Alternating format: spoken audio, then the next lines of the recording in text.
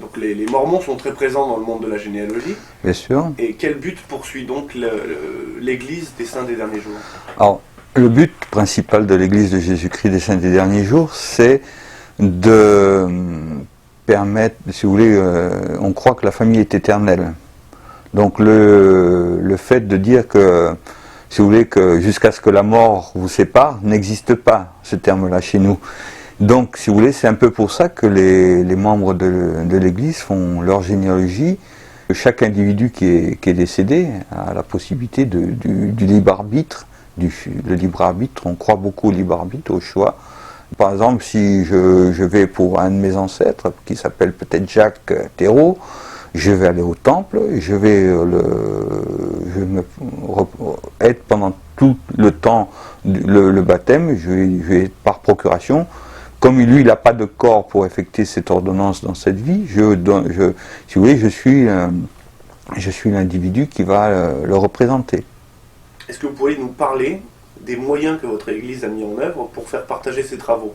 Mais ça fait un peu plus de 50 ans, c'est à l'époque où, peu de temps après que le microfilmage a été, et l'Église s'est rendue compte, si vous voulez, que beaucoup de documents étaient détruits à cause des guerres, des mouvements de guerre et des choses comme ça. Et donc l'Église a fait des contrats avec la France, avec tous les autres pays, pour faire la sauvegarde des documents.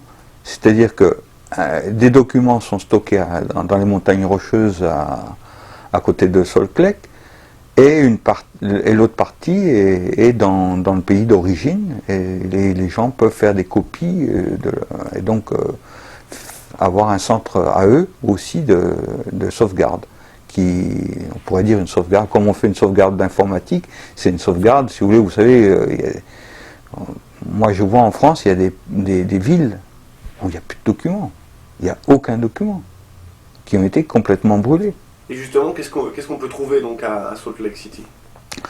En plus d'ici, vous avez les bobines, mais l'Église achète des documents privés, c'est des livres, des généalogies privées que vous ne pouvez pas consulter ici, qu'on ne peut pas avoir si on n'a pas l'autorisation de microfilmage de ces documents. Par exemple, si vous écrivez un livre sur la généalogie, vous avez votre propre généalogie, et que vous pouvez l'envoyer à Solclec. Mais il faut donner l'autorisation à Solclec de pouvoir le numériser pour le permettre pour le partage. Finalement, est-ce que c'est nécessaire de se rendre à Salt Lake City pour avoir certains documents, ou est-ce qu'on peut tout avoir en se rendant par exemple dans votre centre d'archives? Alors, dans notre centre d'archives, on peut avoir tout ce qui est microfilm. Donc tout ce qui existe à Salt Lake City? Non, j'ai dit tout ce qui est microfilm. Tout ce qui est livre en France, vous ne pourrez pas les avoir ici. Il va vous donner le titre du livre, l'auteur, mais vous n'allez pas avoir la possibilité de commander le film. D'accord.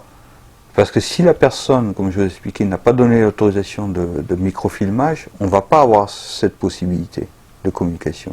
Donc il va falloir vous rendre à Solclec pour l'avoir. Si c'est un livre qui est rééditable en France, vous pourrez le commander, mais si c'est quelque chose qui n'existe plus, il faudra vous rendre à Solclec. C'est un document finalement qui est conservé. Qui est conservé. Conservé dans des températures optimales, etc. Voilà, mais qu'on ne peut pas finalement microfilmer faute d'accord du propriétaire. Par contre, à quoi ça sert finalement que le propriétaire le donne à Salt Lake City? Non, c'est l'Église qui l'a acheté. Ou des propriétaires qui le donnent à l'extérieur. Ils le donnent pour la conservation. D'accord. Mais c'est pour ça qu'on a tendance à demander aux propriétaires l'autorisation du microfilmage. Si vous allez à Solclec,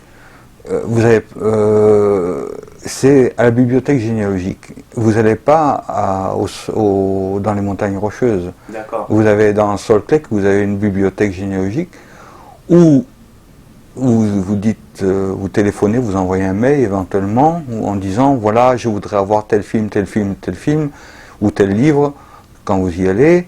Et à ce moment-là, vous allez les avoir à votre disposition quand vous allez venir. Quand j'ai commencé à faire mes recherches, si vous voulez, les gens, ils coupaient même les pages des registres. Ils surlignaient. Ils mettaient des croix, des annotations dans des registres qui étaient de 1700, 1600. Je trouve que c'est pas normal, si vous voulez, qu'on ait ce genre de choses. Vous savez, les gens, moi j'ai vu des maires qui disaient, oui, qui ont pris certains registres, et ah oui, ça m'appartient parce qu'il y a les noms de mes ancêtres. Oui, des choses comme ça.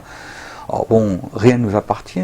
Je veux dire, c'est le bien de tout le monde, c'est le patrimoine, c'est l'histoire, c'est le patrimoine de tout le monde.